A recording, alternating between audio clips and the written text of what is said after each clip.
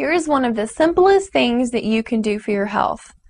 If you do this, you can improve your health overall, you can reduce symptoms like headaches, nausea, and fatigue, increase your energy, increase your absorption of nutrients, and also curb your appetite.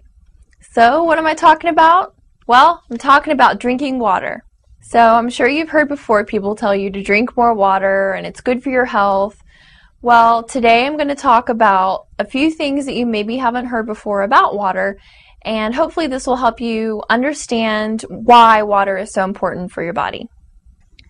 First off, water is the single largest component of all your body tissues.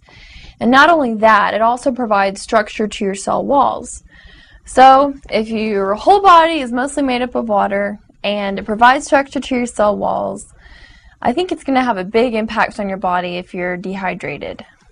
Now, water is essential for the entire process of nutrition. You may have seen my other video, the 4 steps to nutrition, and in that video I talk about the 4 different steps to nutrition, not just eating right. The first step is digestion of the foods that you're eating. The second step is absorption of the nutrients. The third step is transportation of those nutrients. And then the fourth step is elimination. So if you are dehydrated at any point in that process, if you haven't drank enough water throughout the day when you're eating, that is going to impact how your body is able to break down the nutrients, how your body is able to absorb those nutrients, how your body is able to deliver the nutrients to the cells where you actually need those nutrients, and then elimination. Not only is water required for the nutrition process, it is required for digestive enzymes to work properly. So digestive enzymes, which I also have talked about in the video 4 steps to nutrition, enzymes are required for the absorption of nutrients. And enzymes are hydrolytic, meaning that they are only activated in water. So you have over 3,000 different types of enzymes in your body. If you're dehydrated and you haven't drank enough water, those enzymes that are really wanting to do all these great biochemical processes that you really need to function properly, they can't do their job because they don't have enough water to function. Another reason why water is so important is it helps you maintain your body temperature.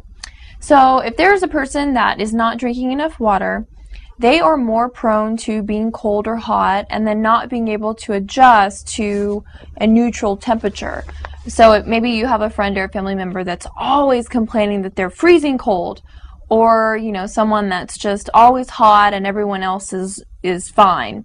Well, it may be just as simple as that they're not drinking enough water. Now here's one that may be able to help you lose weight and curb your appetite. Thirst is actually not the first indicator that you need water. A lot of times you are going to feel hungry first.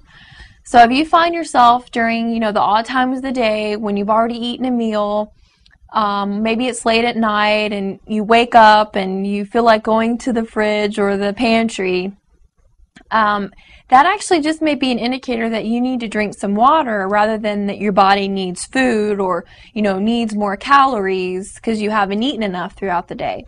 So if you put this in practice and drink more water, it can actually help keep your calorie intake lower so you can maintain a healthy weight. Now here's something really interesting about water. If you just lose 20% of your body water, you are going to die. I mean, there is no ifs, ands, or buts about it. If you lose 20% of your body water, you're dead. And it's actually pretty common in the hotter states in the United States, California and Florida. It's real common for people to die from dehydration just because of the heat, which causes more evaporation of water from the skin. And then unfortunately people aren't drinking enough water to keep up with that process. Not only that, if you lose 10% of your body water, you're actually going to experience significant health symptoms and health problems. And it's not necessarily going to be something that you would think is related to not drinking enough water or being dehydrated. And some of these things include enhanced lactose problems, nausea, severe constipation, significant weight loss, loss of appetite, severe fatigue, dark urine, you know, a lack of normal urine output. So some of these things, even headaches. And so some of these things you may experience and you're not thinking about it. You're not drinking enough water, you're going throughout your day, and you run over to get some aspirin because you have a headache or because you're not feeling well, and it's actually just because you possibly weren't drinking enough water. Now, if you're consuming salt, caffeine, nicotine, even Valium, sugar, those types of things, alcohol as well, these substances actually put your body out of balance and make you need more water. So if you're going throughout your day and you eat some salty fried chicken and you drink a beer and you pop some Valium at the end of the night, that's going to really increase your need for water. So make sure that you balance out what you're doing in your daily life so that you don't cause imbalances in your body. Now, I do want to mention that if you are satisfying your thirst with beverages like soft drinks, even the diet drinks, Gatorade, sweetened fruit drinks, Powerades, those types of things, not only are you getting an influx of preservatives and chemicals that your body has a hard time processing, you're also getting a lot of extra calories, sugar, and sodium, which all impact how your body uses water and actually increases your need for water. So these things that you're drinking are going to make you excrete more water, which is going to make you more thirsty. And then if you don't realize the cycle, it's easy to go run back and grab that same thing that you were drinking to quench your thirst. So at the end of the day, you've gotten all these extra calories by drinking liquid candy, basically. One thing I should definitely mention, and you actually might have thought of this during the video, is how much water should I drink every day? Well, a general rule of thumb is half your body weight in ounces. So if you are a 150-pound person, then you want to drink at least 75 ounces of water every day. Now, you would have to drink so much more water than that to cause a condition called hyponatremia, which is basically just you drank so much water that you've diluted the nutrients in your body and it can cause death. But that is so very rare. So if you stick to half your body weight in ounces, that is a really good rule of thumb. I want to mention some of the waters that I like to drink. Ozarka is one of the waters that I drink on a daily basis. It is natural spring water. It's relatively inexpensive. You can get it really anywhere. I like the taste. I know you may think it's crazy to think water has a taste, but I'm pretty sensitive to that. So Ozarka is a good choice for me. I love a product called Smart Water. It is water that has electrolytes in it. So I will drink Smart Water after a workout or after I play tennis or something like that. And that way I make sure that I'm replenishing the electrolytes that I lost during my exercise when I was sweating. I also like Voss water, and this is a kind of a neat water. It's artesian water from Norway.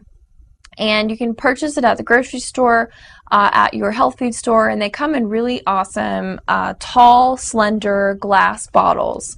And the reason why this water is in glass bottles is to maintain the integrity of the minerals that are in the water, and so you don't get any toxins from the plastics, which is actually a problem if you reuse plastic bottles.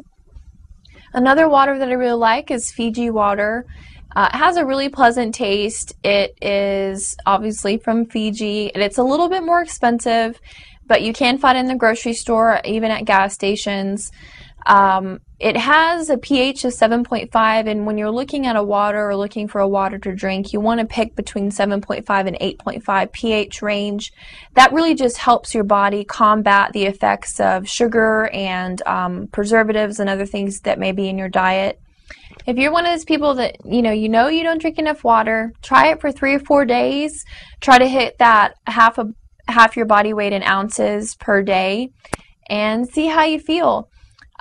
See if you feel more energetic, if you have less fatigue, if you have less constipation, if you have fewer headaches, if you have less appetite.